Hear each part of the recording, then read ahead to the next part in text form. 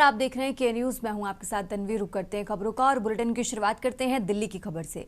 राजधानी दिल्ली से खबर आपको बता रहे हैं, यूएई के राष्ट्रपति शेख मोहम्मद बिन आज भारत आएंगे। तो राष्ट्रपति शेख के दौरे से भारत के साथ रिश्ते मजबूत होंगे। भारत और यूएई के बीच व्यापक रणनीतिक पर चर्चा होगी। दिल्ली से खबर आपको बता रहे हैं, भारत यूएई के बीच व्यापारिक मामलों पर द्विपक्षीय बातचीत होगी। तो राजधानी दिल्ली से बड़ी खबर आपको बता रहे हैं, जहां यूएई के राष्ट्रपति और राष्ट्रपति द्रौपदी मुर्मू के बीच मुलाकात होगी। प्रधानमंत्री नरेंद्र मोदी से भी मुलाकात होगी। तो दिल्ली से खबर आपको बता रहे हैं, इस दौरान व्यापक रणनीति पर चर्चा होगी। व्यापारिक मामलों पर द्विपक्षीय बातचीत होगी। तो यूएई के राष्ट्रपति और राष्ट्रपति द्रौपदी मुर्मू प्रधानमंत्री नरेंद्र मोदी से मुलाकात करेंगे। तो दिल्ली से खबर आपको बता रहे हैं, यूएई के राष्ट्रपति आज भारत दौरे पर हैं। राष्ट्रपति शेख के दौरे से भारत के साथ रिश्ते मजबूत होंगे। और इसी खबर पर ज्यादा जानकारी के लिए दिल्ली से विशेष संवाददाता अखिलेश जी हमारे साथ जुड़ चुके हैं। अखिलेश जी, इस तरीके से जानकारी मिल रही है कि आज यूएई के राष्ट्रपति भारत के दौरे पर हैं, क्या कुछ है, कौन कौन सी मीटिंगें होने वाली, पूरी जानकारी क्या है इसको लेकर?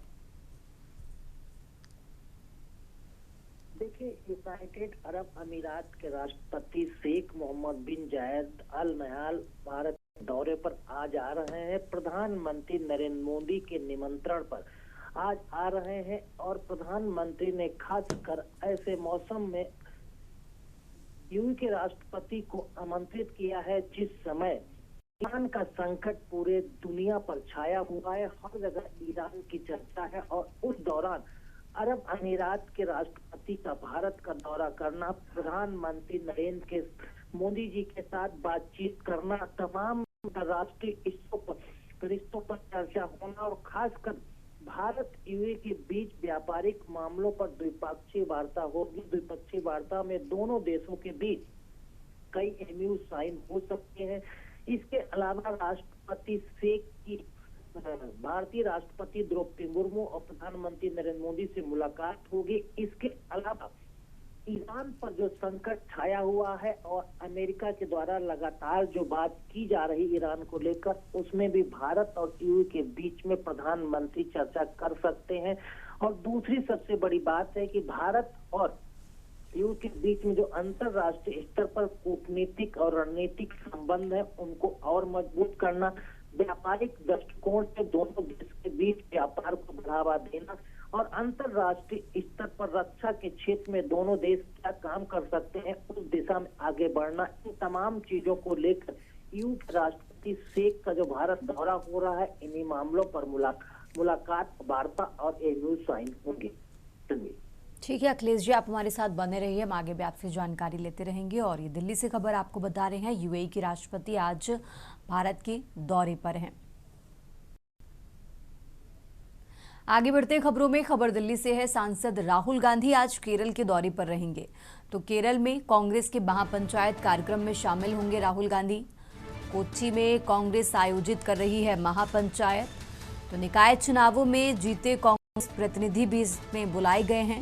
निकाय चुनाव में जीते प्रतिनिधियों का सम्मान होगा।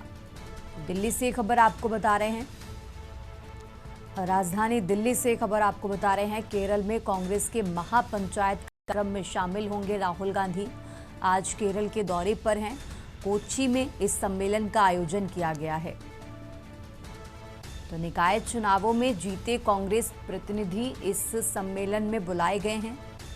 ज्यादा जानकारी के लिए हमारे साथ अखिलेश जी लगातार जुड़े हुए हैं। अखिलेश जी, इस तरीके से जानकारी मिल रही है कि आज केरल के दौरे पर हैं राहुल गांधी, क्या कुछ है पूरी जानकारी उनके दौरे को लेकर आपके पास? कांग्रेस सांसद और विपक्ष के नेता राहुल गांधी आज केरल के दौरे पर जा रहे हैं। हाल ही के दिनों में केरल में स्थानीय निकाय चुनाव हुए थे। स्थानीय निकाय चुनाव में कांग्रेस के प्रत्याशियों को प्रचंड जीत मिली थी।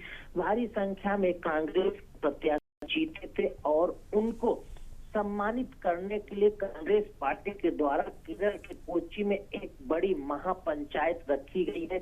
इस महापंचायत कार्यक्रम में मुख्य अतिथि के तौर पर राहुल गांधी आज पहुंच रहे हैं। इस कार्यक्रम में जो स्थानीय निकाय चुनाव में कांग्रेस के प्रत्याशी जीत कर प्रतिनिधि बने हैं, निकाय चुनाव में प्रतिनिधियों को अब सम्मानित किया जाएगा, तो उनका हौसला अफजाई किया जाएगा ताकि आगामी दिनों में केरल में जो भी चुनाव होने हैं उसमें कांग्रेस के पदाधिकारी और कांग्रेस कार्यकर्ताओं में जोश भरा जा सके।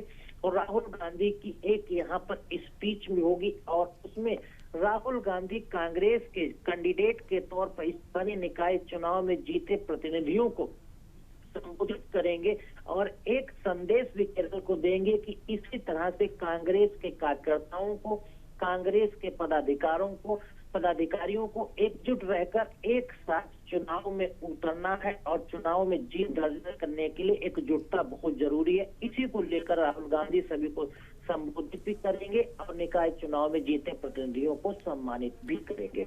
ठीक है अखिलेश जी, आप हमारे साथ बने रहिए, हम आगे भी आपसे जानकारी लेते रहेंगे। और ये दिल्ली से खबर आपको बता रहे हैं, केरल के दौरे पर हैं राहुल गांधी।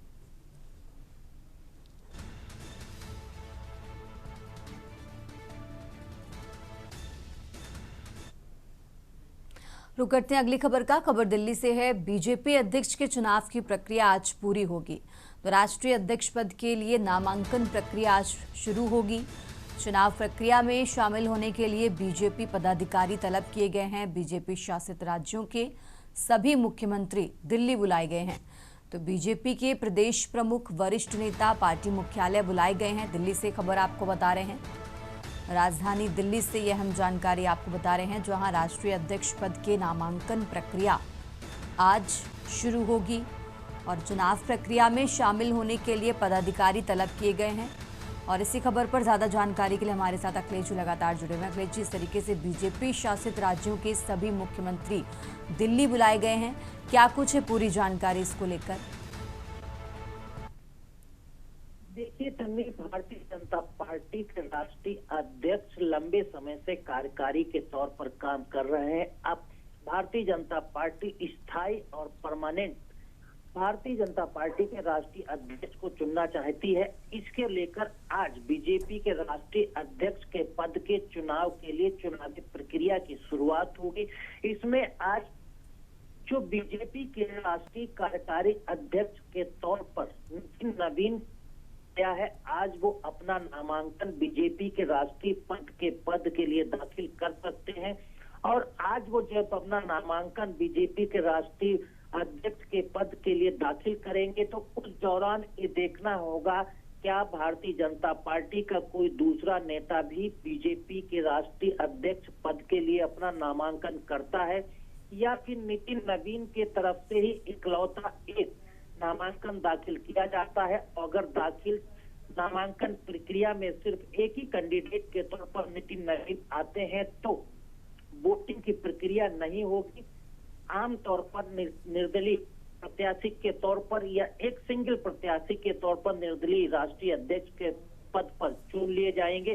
तो इस तरह की प्रक्रिया में आज सभी भारतीय जनता पार्टी के वरिष्ठ नेताओं को दिल्ली के राष्ट्रीय मुख्यालय बीजेपी बुलाया गया है। भाजपाई राज्य जितने मुख्यमंत्री हैं उन सभी को भी बुलाया गया है।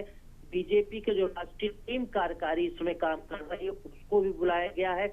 और इन तमाम लोगों की मौजूदगी में भारतीय जनता पार्टी के राष्ट्रीय पद के अध्यक्ष के लिए नितिन नवीन अपना नामांकन दाखिल कर सकते हैं और औपचारिक तौर बीजेपी के राष्ट्रीय अध्यक्ष चुने जाने की औपचारिक घोषणा भी आगे होगी। लेकिन ये देखना होगा क्या इकलौता नामांकन ही नितिन नवीन का दाखिल होगा या फिर कोई और बीजेपी का पदाधिकारी अपना नामांकन दाखिल करता है। ठीक है अखिलेश जी, आप हमारे साथ बने रहिए, हम आगे भी आपसे जानकारी लेते रहेंगे।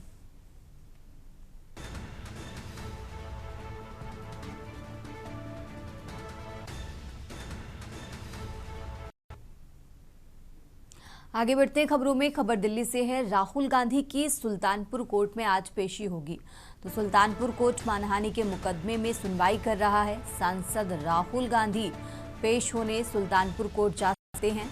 केंद्रीय गृह मंत्री अमित शाह से जुड़ा है मानहानि का मामला और इसी मामले को लेकर आज सुल्तानपुर कोर्ट में पेश हो सकते हैं राहुल गांधी। तो दिल्ली से खबर आपको बता रहे हैं, केंद्रीय गृह मंत्री अमित शाह से जुड़ा है मानहानि का मामला और आज सुल्तानपुर कोर्ट में पेश हो सकते हैं सांसद राहुल गांधी। तो सुल्तानपुर कोर्ट मानहानि के मुकदमे में सुनवाई कर रहा है और आज कोर्ट में पेश हो सकते हैं राहुल गांधी। और इसी खबर पर ज्यादा जानकारी के लिए हमारे साथ दिल्ली से विशेष संवाददाता अखिलेश जी लगातार जुड़े हुए। अखिलेश जी, इस तरीके से केंद्रीय गृह मंत्री अमित शाह से जुड़ा मानहानि का मामला है और इसी मामले को लेकर आज सुल्तानपुर कोर्ट में पेश हो सकते हैं राहुल गांधी। अखिलेश जी,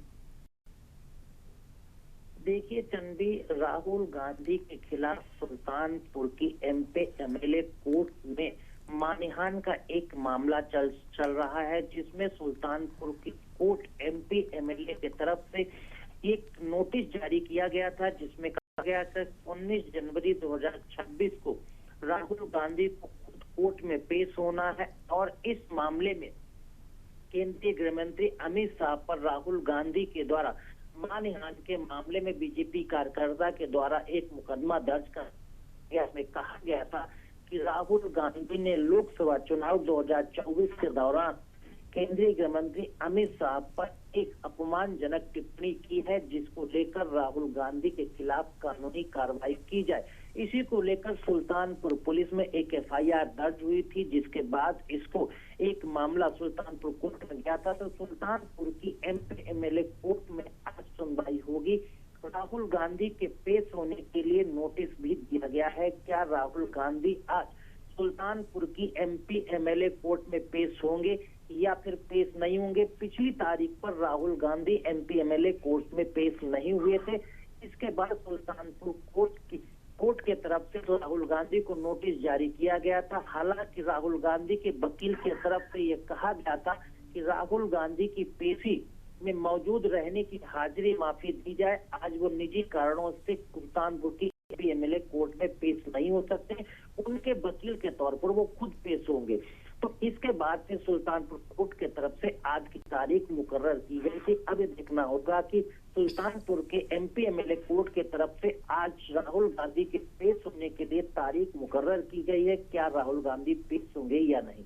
तनवीर, ठीक है अखिलेश जी, बहुत बहुत शुक्रिया आपका तमाम जानकारी के लिए।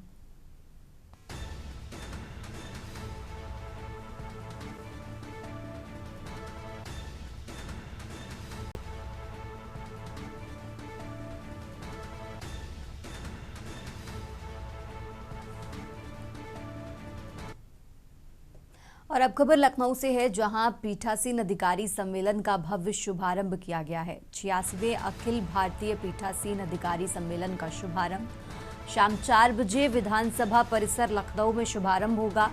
लखनऊ से खबर आपको बता रहे हैं, जहां विधानसभा परिसर में सम्मेलन का भव्य शुभारंभ। तो लखनऊ से खबर आपको बता रहे हैं, विधानसभा परिसर में सम्मेलन का भव्य शुभारंभ। पीठासीन अधिकारी सम्मेलन का भव्य शुभारंभ होगा। शाम 4 बजे सम्मेलन का शुभारंभ होगा। विधानसभा परिसर में सम्मेलन का भव्य शुभारंभ होगा।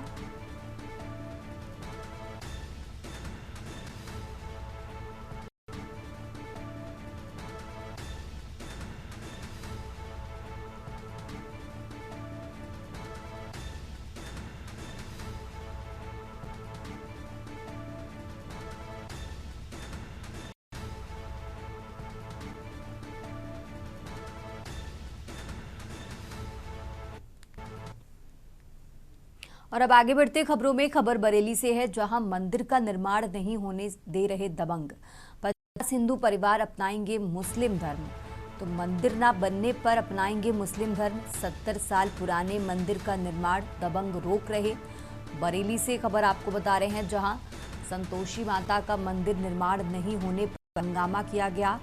माफिया नहीं बनने दे रहे माता का मंदिर। मंदिर ना बनने पर हिंदू संगठन ने थाने पर हंगामा किया है। प्रेमनगर थाना क्षेत्र के भुड़ मोहल्ले का ये मामला आपको बता रहे हैं। तो बरेली से खबर आपको बता रहे हैं, मंदिर न बनने पर हिंदू संगठन ने थाने में हंगामा किया। प्रेमनगर थाना क्षेत्र के भुड़ मोहल्ले का ये मामला आपको बता रहे हैं।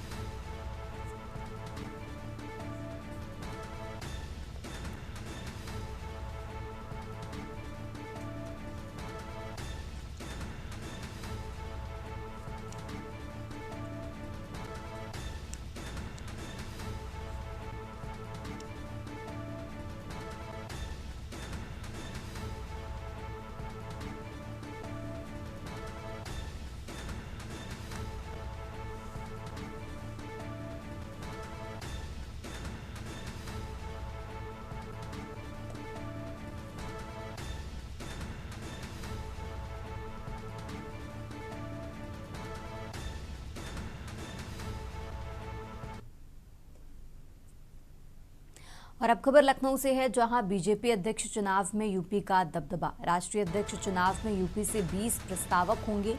10 प्रदेश परिषद के सदस्य प्रस्तावक होंगे। 10 राष्ट्रीय परिषद के सदस्य प्रस्तावक होंगे। तो सीएम योगी आदित्यनाथ प्रस्तावक होंगे। डिप्टी सीएम केशव प्रसाद मौर्य और डिप्टी सीएम ब्रजेश पाठक भी प्रस्तावक होंगे। और इसी के साथ भूपेंद्र चौधरी पूर्व यूपी अध्यक्ष भी प्रस्तावक होंगे। राजेश चौधरी विधायक मंच भी प्रस्तावक होंगे। तो लखनऊ से खबर आपको बता रहे हैं।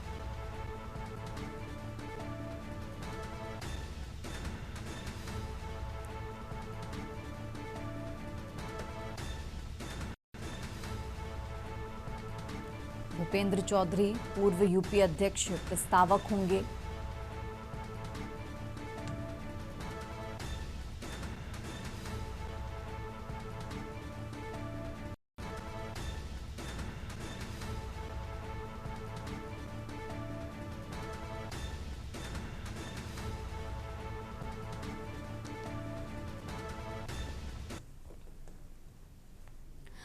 खबर रायबरेली से है, जहां संदिग्ध परिस्थितियों में मिला अधेड़ का शव।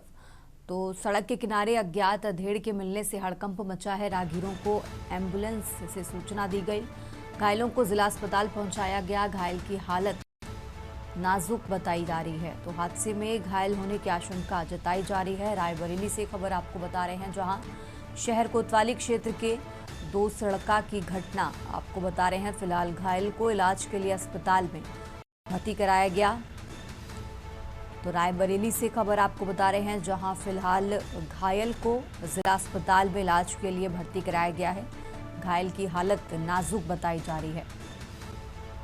शहर कोतवाली क्षेत्र के 2 सड़का की एक घटना आपको बता रहे हैं।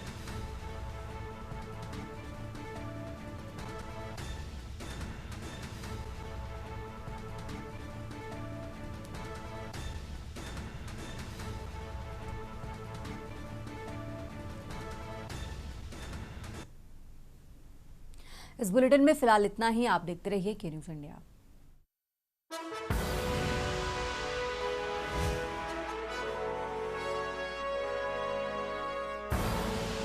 आप देख रहे हैं के न्यूज़, खबरों का सार।